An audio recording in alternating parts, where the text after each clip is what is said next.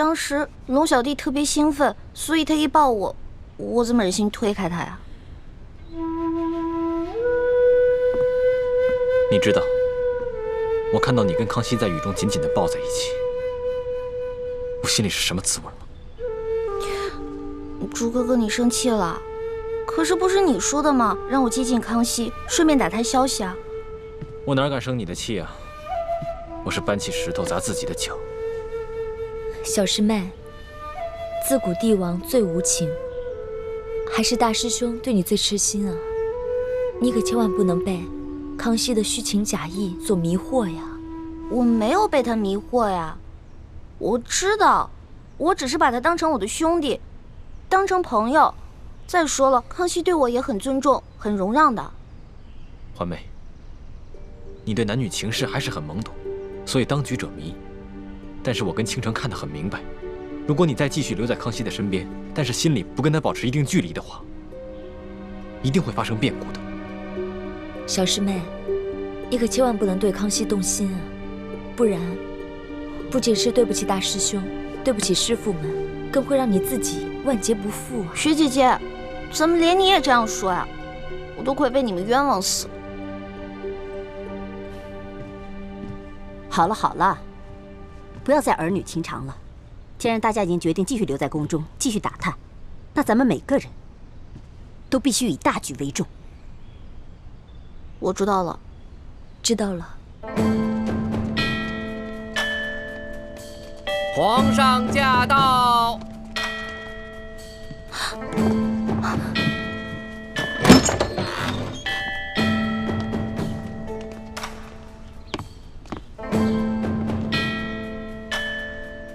皇上吉祥！皇上吉祥！微臣参见皇上。都起来吧。谢谢皇上。李太医在。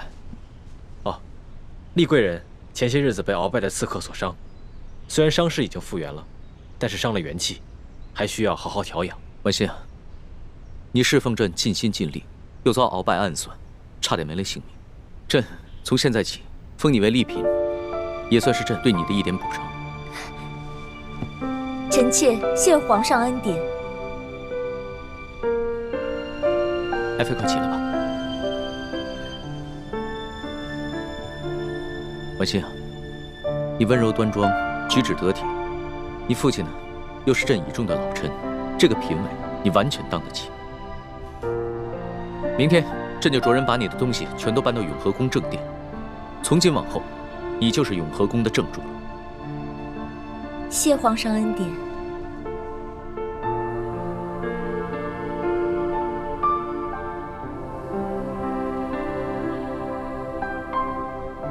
婉心，身体好些了吗？已经好多了，谢谢皇上关心。那今天晚上就由你来侍寝吧。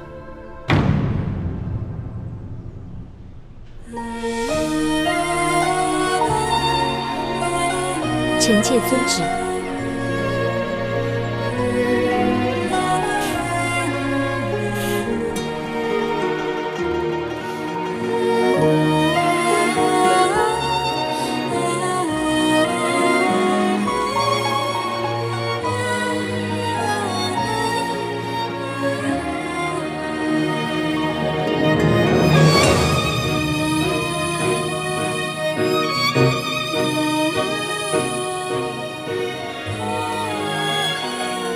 以前在明珠谷的时候，我有很多想不明白的事情，现在总算明白了。哇，好好看的衣服啊，给我的吗？不是给你的，拿过来，听话。这件衣服啊，是给你雪姐姐的。雪姐姐，1年前她不是跟六师傅出谷去山西执行什么秘密任务了吗？对呀，她执行的任务啊，就是要打扮得美美的。所以这个是给他做的。执行什么任务可以打扮得美美的呀？我也想执行这样的任务。你呀，什么都学不好，18般武艺样样不到家，哪像你学姐姐啊，又刻苦又听话，派她出去啊，我们放心。再说了，你跟那舒小姐长得也不像啊。舒小姐？什么舒小姐？我怎么听不明白啊？这是机密，就不要问了啊。知道了。哇！这么多银子啊！四师傅，怪不得他们都说你是咱们明珠谷的财神爷呢，一回来带这么多银子。哎呀，我哪里是财神爷呀？我只不过是个管账的。这些钱呢，是咱们联盟的成员辛辛苦苦挣来的。可是四师傅，咱们既然不缺钱，为什么还要省吃俭用啊？你个小鬼头啊！你瞧瞧你朱哥哥啊，他还是太子呢，平日里不也是照样带头省吃俭用吗？啊？对啊，我知道他很节俭，可这些钱够我们花了，他为什么还要那么节俭啊？哎，咱们要光复大明，光靠谷里这几个人远远不够，我们还要招兵买马，那是一大笔巨款，钱要用到刀刃上，平日里的开销啊，自然要能省则省。哇，四师傅，这金镯子好好看啊，是给我的吗？哎，别，你给我，啊，听话。哎，我跟你说啊，本来你是我们未来的太子妃，这谷里的好东西啊，要优先你和太子用。但是呢，你学姐姐啊，要出外执行特殊的任务，这些东西啊，都是特意买给她的啊。我就知道，这好任务从来不会派给我，就是你们偏心的。哎，你受得了你五师傅在你脸上动刀吗？啊，把你现在这个样子变成另外一个样子，除了各项武艺，还要练习琴棋书画、歌舞弹唱，你受得了吗？什么意思啊？在学姐姐脸上动刀子，把她变成另外一个人了？明天等你学姐姐回来，你自然就明白了。啊？哎，小师妹，你喜欢这个金镯子是不是？我答应你，等你过生日的时候，我一定送你一个比它还要漂亮的给你。啊，算了吧，金镯子太贵了，咱们一个月才半吊钱，哪买得起啊？你放心吧，我既然答应你了，就一定说到做到。哎，看一下嘛。好，看。大师傅，我回来了。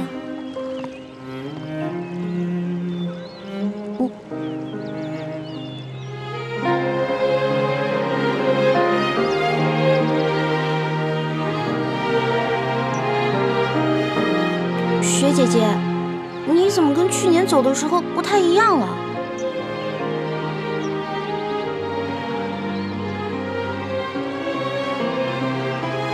小师妹，我在外执行了1年的秘密任务，就是要努力让自己变成另外一个人。我当时还嫉妒学姐姐呢，我还觉得学姐姐每天可以穿那么多好看的衣服，戴那么多好看的首饰，把自己打扮得漂漂亮亮的。可没有想到，她原来这么不容易。何止是她，我们每个人，又有谁容易了？环妹，你那3次侍寝，也是这样，被抬到康熙寝宫的吗？哎呀，那事儿都过去了，也什么都没发生，你就别再提了。看到康熙召倾城侍寝，你的心里是不是滋味？那当然了。不过你别误会啊，我不是吃醋，就是觉得学姐姐心里的人明明是你，但是现在却要……你别说了，在这紫禁城的日子，对我来说是一次最大的考验。我不仅要忍辱负重，跪拜我的仇人和对手，更要眼睁睁地看着他去亵渎你和倾城。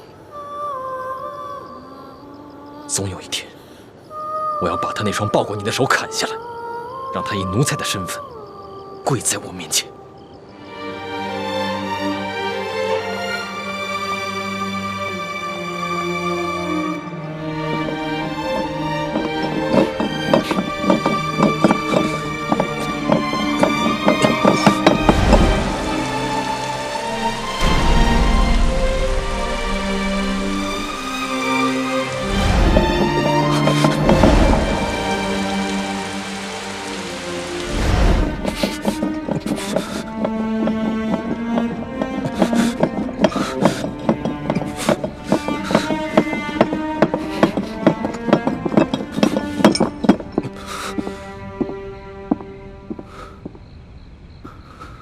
六师傅，你怎么来了？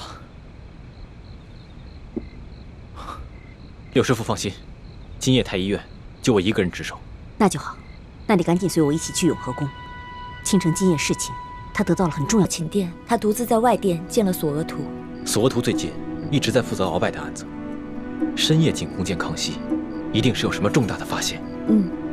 可他们君臣二人在外殿商议的声音特别小，我运起全身内力，凝神细听，才隐约听个大概。原来，鳌拜这些年一直在暗中经营情报网络，他在吴三桂等外姓藩王以及反清联盟当中都埋伏了奸细，其中就包括咱们明珠谷。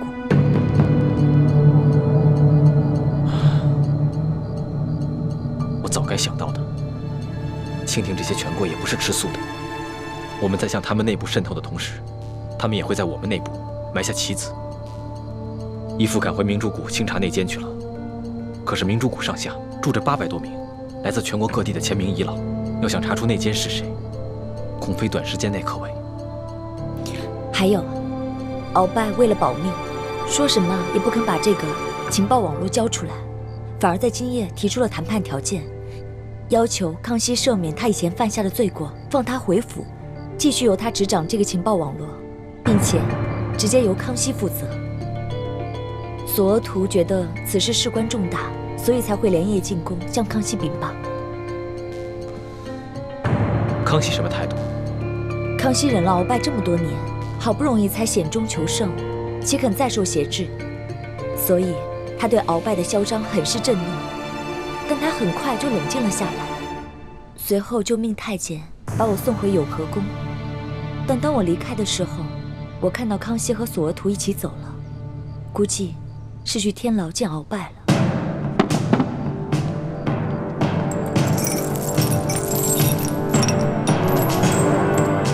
罪臣鳌拜叩见皇上。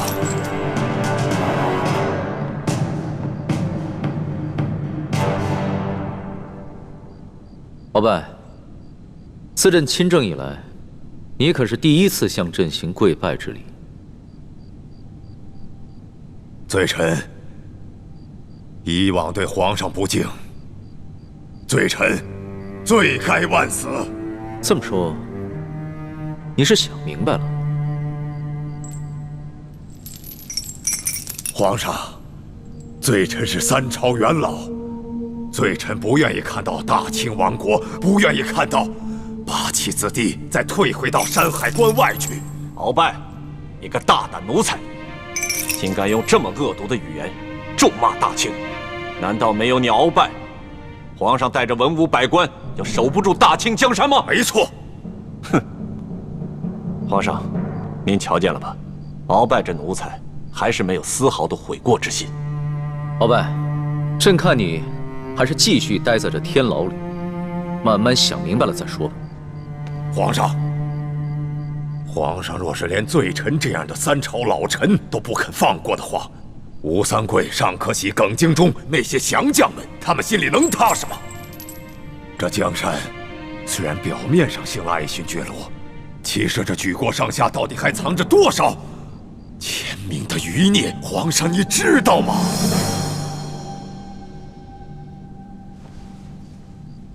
知道，饭要一口一口吃，棋得一步一步下。等朕收拾了你，朕自然会把那些威胁大清的敌人一个一个揪出来，然后清除掉。不，皇上，虽然罪臣威胁到了大清的皇权，可罪臣绝不是大清的敌人。正是因为罪臣不忍心看到大清亡国，罪臣冷静下来以后，这才肯放下与皇上的私怨，愿与皇上共同去对付大清真正的敌人。皇上，你既然已经烧了罪臣与朝中大臣们来往的密信，足见皇上你的度量和谋略。那皇上为何就不能再大度一些，恕了罪臣呢？万一康熙和鳌拜谈判成功，对咱们整个联盟是很大的损失啊。当务之急是必须想办法破坏他们的君臣谈判，抢在康熙之前查出鳌拜埋在咱们明珠谷的内奸。除掉这个祸患。眼下唯一能办好这件事情的只有易欢了。我看得出来，康熙很在意小师妹，今天突然把我从贵人升为嫔，其实就是为了刺激小师妹。康熙把你升为嫔，关易欢什么事？大师兄，你先别紧张。正是因为小师妹对男女之事很懵懂，所以康熙才会变着法儿试探她。这也说明了，小师妹对康熙只是结拜之意，没有男女之情。这下你可以放心了吧？现在事态如此危急，我也只能顾全大局了。不瞒皇上，这些年罪臣在吴三桂和反清联盟中安插了不少密探。这些密探只听命于罪臣一人，若是皇上杀了罪臣，他们就会变成聋子、瞎子。哼，鳌拜，鳌拜，朕听明白了。你虽然嘴硬，但是你还是想活。这样吧，你交出你手下的情报网，朕就饶你不死。事到如今，咱们君臣就打开天窗说亮话吧。皇上让罪臣重获自由，戴罪立功，这情报网由罪臣负责管理，否则，罪臣就把这多年来建立的情报网一起带进坟墓。大胆奴才，死到临头了，还敢跟皇上提条件？你是在要挟皇上吗？不是要挟，是请求。罪臣请求皇上，为了大清，不要再两败俱伤了。罪臣已经拿出了最大的诚意，皇上是不是也该拿出点诚意来呢？鳌拜，你要是真有诚意，就应该先交出大补丸的解药。这大补丸的解药，恕罪臣不能交。那李氏兄妹二人绝非善类，若是罪臣不能活着出去，亲自查清他们李氏兄妹二人的真实身份，那罪臣就算是拼上一死，也会拉着李氏兄妹二人陪葬，算是为皇上除去这一大隐患，也算是罪臣为了皇上，为了大清国，尽最后一次忠吧。鳌拜，你是不是看到自己死到临头了，想拼着一死，除掉皇上身边两个最得力的人吧？你是想为你自己报仇吧？索图，你若是为着与我的私仇，去包庇那李氏兄妹二人，那你就是在养虎为患，你定会成为大清的罪人。鳌拜，你不用再挑拨离间了。李氏兄妹对朕到底是忠心，还是另有企图，朕自有办法验证清楚。看来皇上还是不肯相信罪臣，但皇上对李氏兄妹多少有了提防之心，那罪臣也可稍稍安心了。既然你不肯交出大补丸的解药，那朕也不必再与你谈判。皇上，你可知老夫的情报网从吴三桂、尚可喜、耿精忠三位藩王那里得到的？还有，从千名义士的秘密基地里得到的消息，到底有多可怕吗？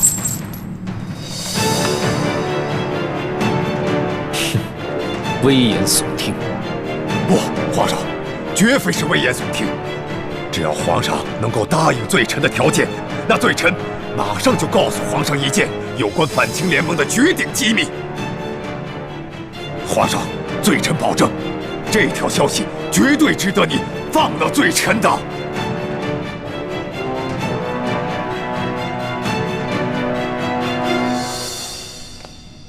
皇上，如果鳌拜方才所言属实，那他一直向皇上隐瞒这些机密，那犯的是欺君之罪。可如果他说的不是实话，那犯的更是欺君之罪。所以，皇上，你再好好想想吧，为了大清啊，皇上！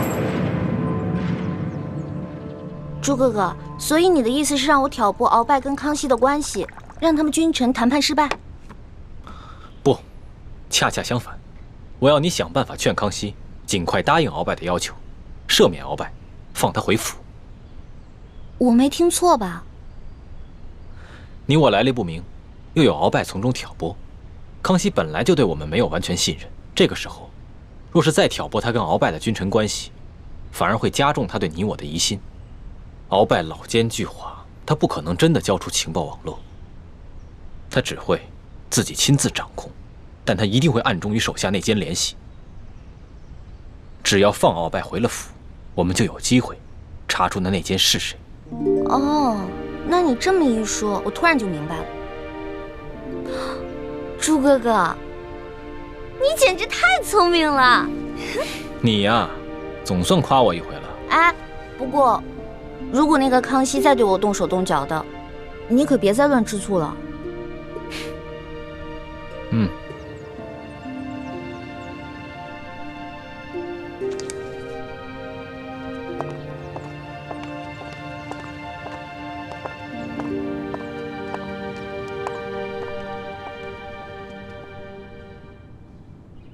皇上吉祥。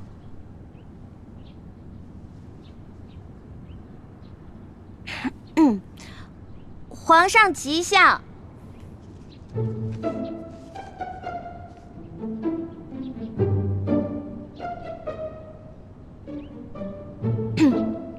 皇上吉祥。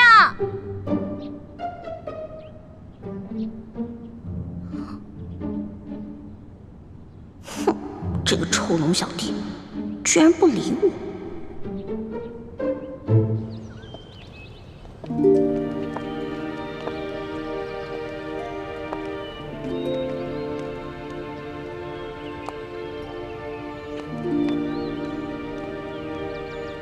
你们都下去吧，我想一个人走走。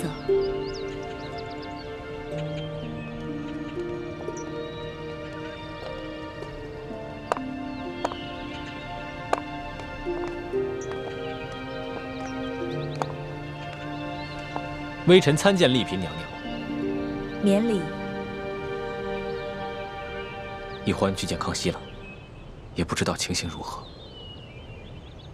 你不必忧心。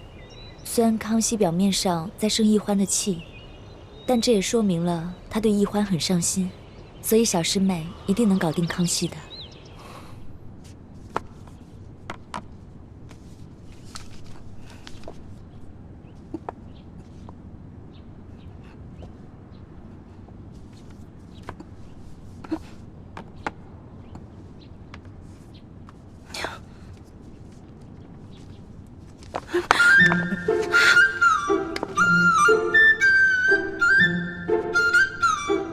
师叔姑娘，注意你的仪态，在皇上面前失仪是大罪。我的2条腿都在弹棉花了，我根本站不动了。站不动就跪着，你怎么能这样不成样子的坐在地上呢？快起来，快呀！哎呀，李德福，奴才在。去看一眼朕的药煎好了没有？这。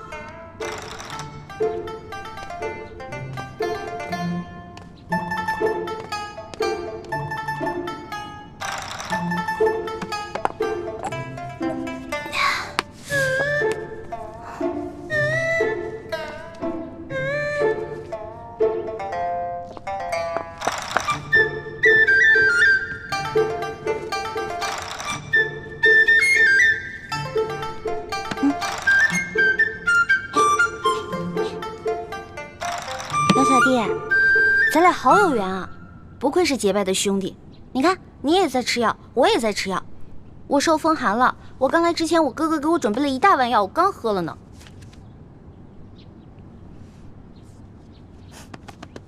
龙小弟，我知道你生我气了，你可以生我气，但是你能不能别不理我呀？嗯？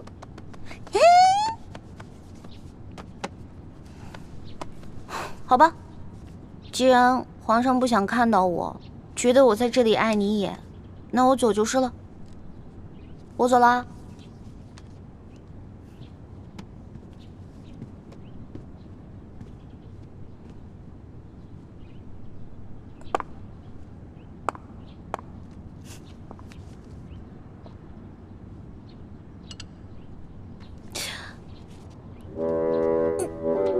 哎呀！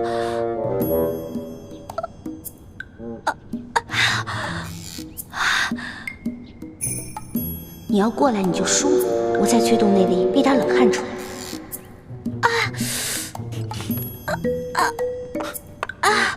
怎么了？是不是大补丸的毒性发作了？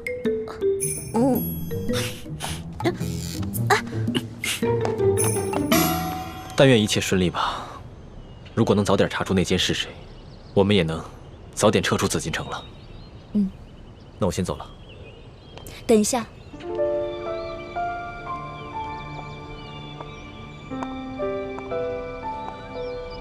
大师兄，有一件事我一直想跟你说，却又不知如何开口。你我从小一起长大，情同手足，有什么话，不妨直说。你昨天亲眼看到我被送去侍寝，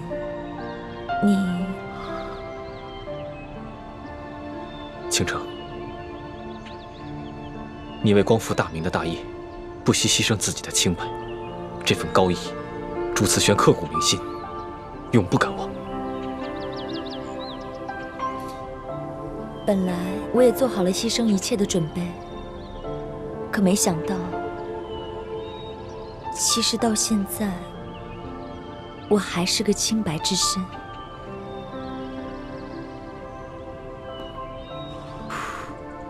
来，下面还要喝了。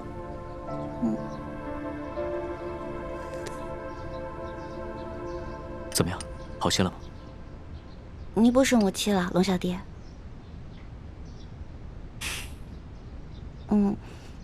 我听李公公说，你昨天又要到4今天啊？你身体本来就生病了，这么熬下去哪能吃得消啊？你不是那么讨厌朕，又排斥朕，还假惺惺的来关心朕干嘛？你笑什么？没有啊，我就是觉得龙小弟很可爱，在大臣面前威风凛凛的样子，原来也有像孩子一样赌气的时候。不过你跟我赌气啊，那你就输定了。从小到大，我爹、我师父、我的兄弟姐妹，他们跟我赌气，没一个人能赢，都被我气得半死。所以，你还是别跟我赌气了。是啊，你这赌气的能耐是很厉害。一想到那天被你推入荷花池，朕就气得胸口疼。哎呀，好了好了，龙小弟，别生气了，我给你揉揉，好点了吗？揉揉。干嘛突然对我这么温柔？无事献殷勤，非奸即盗。说吧，你要打什么主意？我就说过皇上是天底下最难伺候的人，跟你保持距离吧。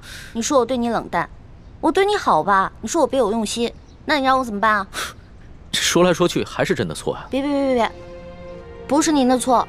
皇上是天底下最聪明、最正义的，什么都是你对，是我不对。错就错在，我一心把你当成兄弟，而且为你出生入死，为你挡刀子，但我却没有办法装成痴情淑女，去骗取你的宠爱。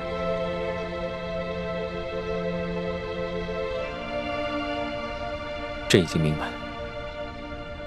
你只是把朕当成兄弟罢了。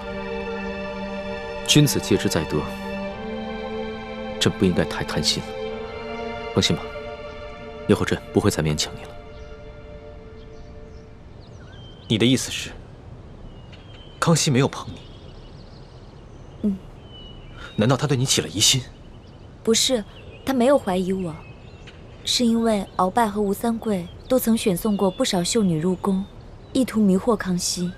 康熙早有察觉，他担心自己沉溺于男女欢爱中，消磨志气，所以虽然他时常宣后宫嫔妃侍寝，但大都只是做做样子，实际上他全部的心思都在政事上，对男女之事并不上心。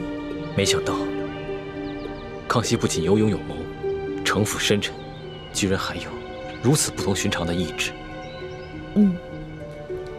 以前他一心想要扳倒鳌拜，真正掌握朝政大权，可如今鳌拜已经下狱，还有很多棘手的事情需要善后，他根本无心接近女色，所以他并不是真正喜欢我。康熙不是真的喜欢你，对我们光复大明来说，不是好事。但对于你来说，却是一件好事。现如今，我已经不需要再牺牲自己的清白向康熙邀宠，就算他非要我侍寝，我自有办法让他无法亲近我，是因为我早就心有所属了。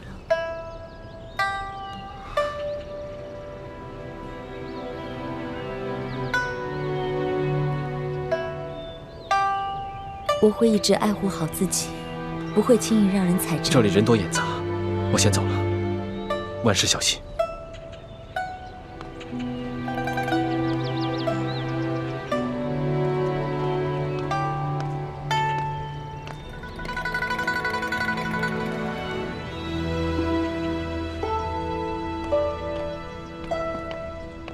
李公公，来，给我吧，我来侍奉皇上吃药。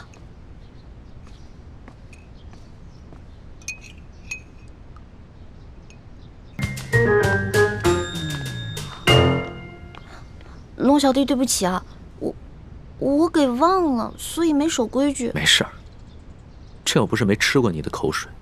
你忘了，在摘星楼的时候，咱们俩偷吃御膳，那个时候你还带了山葡萄酒。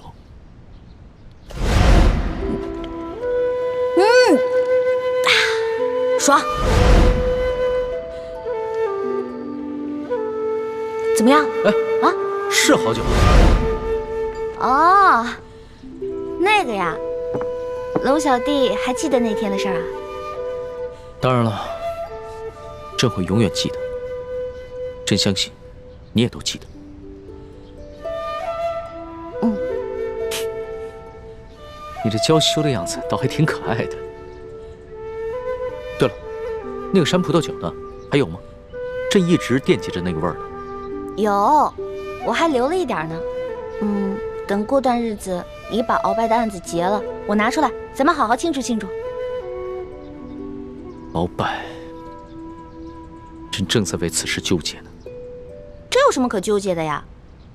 鳌拜这个人圈地擅权，还给皇上下毒，哪一条不是死罪啊？我看呀，直接把他的罪行公布于众，直接给他，不就完了吗？你当是切西瓜呀？哪有那么容易啊？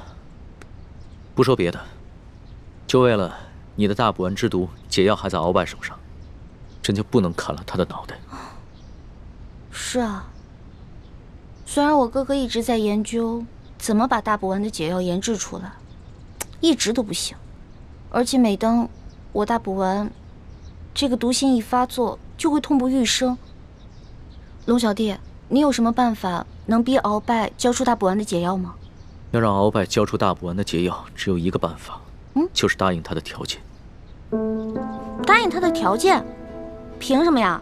他一个阶下囚，有什么资格跟皇和组织？朕也无法掌握他们的动向。所以这就是他威胁你的原因？他要朕赦免他过往所有的罪，朕可以免了他的职务，但是必须由他继续掌握这条情报网，他才会效忠于朕，并且交出大补丸的解药。可是你觉得他真的会效忠于你吗？朕才不会相信他呢。朕被他欺压了这么多年，好不容易想借着这个机会好好整顿一下朝纲，若就这么轻易的饶了他，还受他挟制，朕的心里为实不甘心。哎呀，龙小弟，虽然这些国家大事呢，我不是特别的清楚，但是我觉得大丈夫能屈能伸，你是天子，是全天下最大的大丈夫，所以为了江山社稷，偶尔委屈一下也没有什么。再说了，鳌拜最近肯定会跟他手下的那些人联系，你呢可以派人去盯紧一点，等到时候把情报网全都掌握以后，也不迟啊，对吧？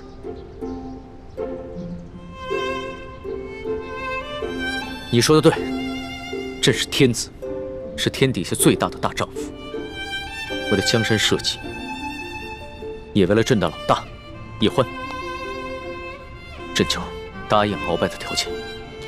龙小弟，老大永远支持你。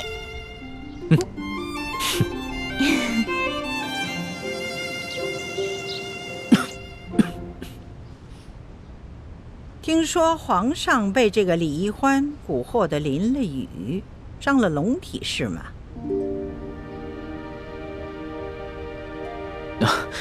皇祖母，你别听宫里那些人乱嚼舌头。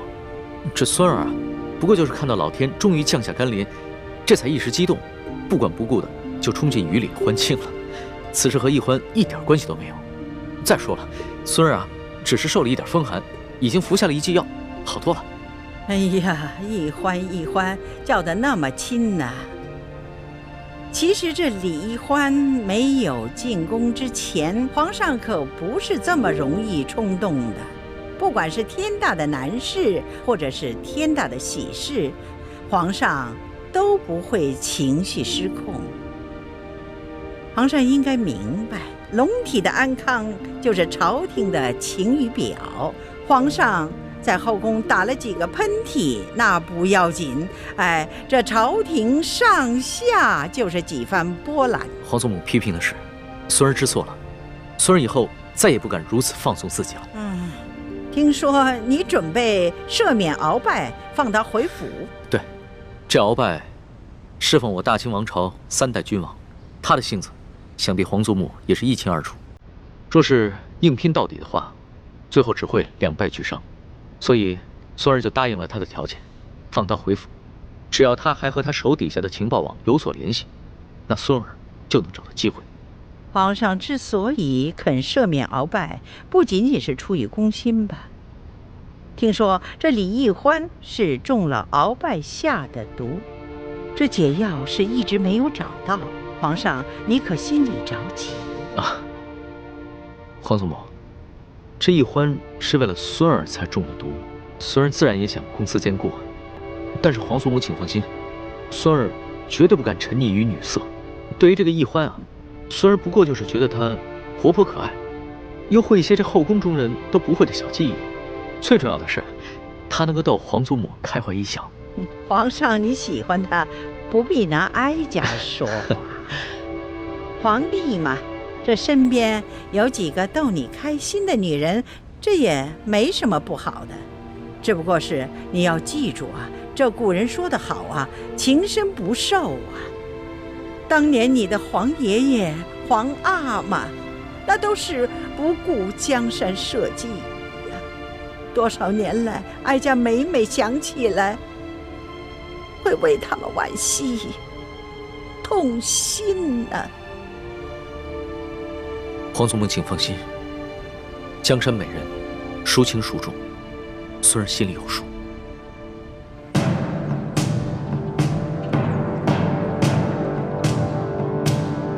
鳌拜，朕念在你过往的功劳上，又看在易欢的情面上，饶你一命，改为削职圈禁。从今以后，没有朕的旨意，你不得离府半步。罪臣明白，罪臣定会每月按时送上2颗解药，以保世淑姑娘和李太医的平安。这情报网虽然现在继续由你掌管，但你要是收到了什么重要的情报，必须第一时间向朕禀报。皇上放心，为了回报皇上的宽仁，也为了我大清的江山社稷，更为了罪臣这颗悔罪的诚心，罪臣定会好好的打理这情报网，并随时向皇上汇报。鳌拜，你说你在吴三桂、耿精忠、尚可喜以及反清联盟中都安插了眼线，这么多年，你可搜集到什么重要的情报？皇上，可否先让无关人等回避？你们先退下吧。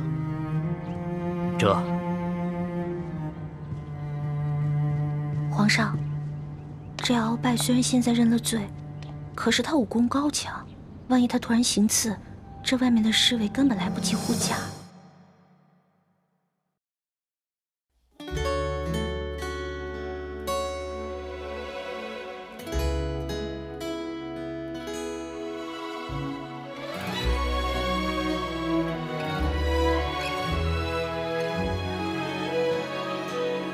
春秋两岸，时光翠青放可叹，衣裳的月，将心留于人世间，手握乾坤，仙风女子在云端，花开之间，留蝴蝶掌心清泉，天与地开在眉间，叹千秋万事还原，心中细流回远方清泉，回首一生路漫漫，天与地开在眉间，叹千秋万事还原，数几许情愁，望月凭栏，星辰如梦，心缱绻。